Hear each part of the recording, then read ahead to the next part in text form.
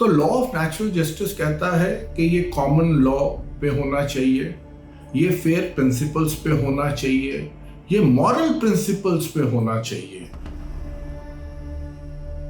Welcome to India reform judicial reforms. मैं doctor Kapil Kakkar, producer black justice का। Story और concept मेरा है, जैसे आप जानते हैं। आप देखना चाहें तो www.blackjustice.in में जाके देख सकते हैं। We are getting great reviews and responses. अभी मेरे से हाल फिलहाल में मेरे लास्ट वीडियो में किसी ने मेरे से पूछा, शेखर महातो ने मेरे से पूछा कि सर ये नेचुरल जस्टिस होता क्या है। So what is the law of natural justice, क्योंकि हमने इसको ब्लैक जस्टिस में भी दिखाया है कि नेचुरल जस्टिस के ऊपर हमेशा डिसीजंस होने चाहिए, लॉ ऑफ नेचुरल जस्टिस। तो इन्होंने, शेखर जी ने बड़ा अच्छा सवाल पूछा कि ये होता क्या है लॉ ऑफ नेचुरल जस्टिस।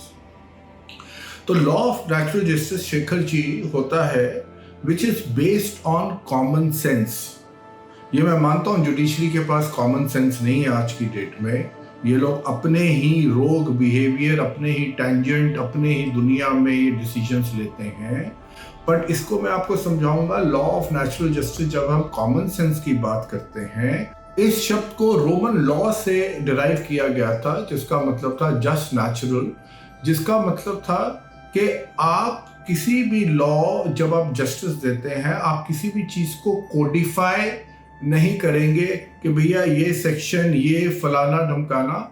आप जो देखते हैं, जो आपके सामने आता है, आप उसको उस हिसाब से एक फेयर जस्टिस देंगे। तो इस देश में फेयरनेस ऑफ जस्टिस नहीं होता है ना।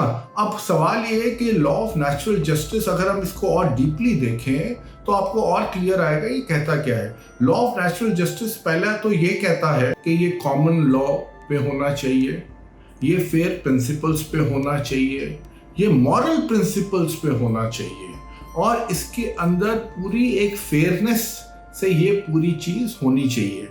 अब इसके लिए ये कहता है कि पहला स्टेप क्या होता है कि everybody has the right to be heard. जो हमारे यहाँ पे अभी भी होता है कि दोनों पार्टियों को सुना जाता है। तो वो तो आज की प्रक्रिया में भी है, जहाँ पे रूल्स, रेगुलेशन, एक्ट सब कुछ है, तो दोनों लोगों को सुना जाए, वो आज की डेट में भी होता है, उसको मैं डिनाई नहीं करता। पर सबसे इंपॉर्टेंट रूल है इसका पॉइंट नंबर 2, जो कि कहता है दैट पीपल जो सुन रहे हैं, they can not be biased. उनमें एक प्रेजुडिस नहीं हो सकता, उनमें एक ऑलरेडी प्री कंसीव नोशन नहीं हो सकता। वो सुनने से पहले ही ये नहीं कह सकते या ये नहीं चीजों को समझ सकते। तो ये जो बायस रूल है, इसके अंदर है कि एक आदमी को न्यूट्रल होना चाहिए। अब आप देखिए, हमारे जुडिशियल सिस्टम में लॉ ऑफ नेचुरल जस्टिस मैं इसलिए कहता हूं क्योंकि सब कुछ है कि बायस नहीं है। भाई हमारे यहाँ पे कास्टिसिज्म भी है, हमारे यहाँ पे रिलीजन डिवाइड भी है, हमारे यहाँ पे अलग अलग तरह से इन्फ्लुएंसेस भी है, करप्शन भी है। अब मैं अगर कास्टिसिज्म की बात करूं तो मान लीजिए कि एक जज है जो कि एक कास्ट से बिलोंग करता है, तो हमारे देश में देखा गया है वो नॉर्मली अगर उसके पास सेम कास्ट का अगर कोई चाहे एक्यूज्ड है चाहे विक्टिम आएगा, तो वो उसकी तरफ बायस्ड हो जाएगा, उसकी प्री कंसीव नोशन उसकी तरफ पहले ही चले जाएंगे। ये एक एग्जांपल है। कोई रिलीजन के बेस पे आएगा, स्पेशली जो मैंने देखा है, अगर कोई माइनॉरिटी, ये बहुत पहले I think Allahabad high court या यूपी में हुआ था कि एक माइनॉरिटी मुस्लिम जज ने ये बोल दिया था कि जब उसके सामने आया कि एक कम्युनिटी, हिंदूज ने, एक कम्युनिटी ने मुस्लिम कम्युनिटी को मारा है, तो उसने ये बोल दिया कि तुम मार कैसे खा के आ गए, मैं यहाँ बैठा था ना, तुमने मारना चाहिए था। ये उसे मुस्लिम कम्युनिटी को बोला, तुम्हें मारना चाहिए था ना उनको, और फिर यहाँ पे मैं बैठा हूँ, मैं देखता क्या करना है। तो ये जो बायस्ड है, चाहे ये रिलीजियस हो या वैसे ही आपने हिंदूज में देखा होगा, कोई जजेस इलाहाबाद के हाई कोर्ट के ये तक बोल गए हैं कि जो काऊ है वो जो इनहेल करती है तो और जो एक्सेल करती है वो दोनों ऑक्सीजन करती है।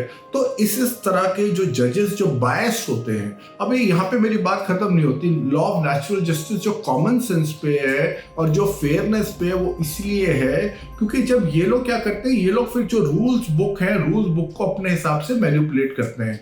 अब आप देखिए किसी जज के सामने, हाँ मैं बायस की बात कर रहा हूँ, मान लो कपिल सिब्बल आके खड़ा हो जाता है, जेठमलानी आके खड़ा हो जाता है, राम जेठमलानी का बेटा, या सलमान खुर्शीद खड़ा हो जाता है, या सिंघवी खड़ा हो जाता है, तो वो वाला जो जज है वो ऑटोमेटिकली बायस्ड हो जाएगा। अगर वो छोटे कोर्ट का होगा तो वो वैसे भी कल को उसको प्रमोशन वगैरह चाहिए, वो बायस्ड हो जाएगा। हाई कोर्ट या सुप्रीम कोर्ट का होगा तो वो इसके साथ, इन जजेस सीनियर एडवोकेट्स के साथ अपना शाम बिताता होगा, डिनर करता होगा, दारू पीता होगा, तो वो बायस्डनेस आ ही जाती है। तो लॉ ऑफ नेचुरल जस्टिस का क्या मतलब है कि आप इंश्योर करते हैं कि एक आदमी कभी भी बायस ना हो। और इसमें एक और चीज है कि आदमी को एक्सपर्ट होना चाहिए। ये हमने ब्लैक जस्टिस में दिखाया है कि स्पेशलाइजेशन होनी चाहिए।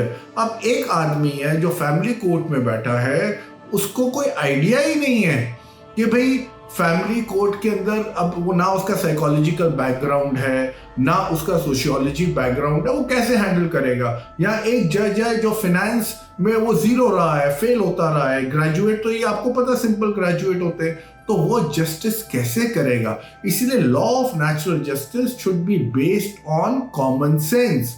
क्योंकि तीसरा प्रेजुडिस क्यों हो जाता है, क्योंकि ये जितने भी सुप्रीम कोर्ट अपने एक केस में इन्होंने कोई ऑर्डर पास करा और वो वाले ऑर्डर को लोअर कोर्ट और हाई कोर्ट के अंदर रेफर करना शुरू कर देते हैं। जी सुप्रीम कोर्ट ने उस केस में ये बोला।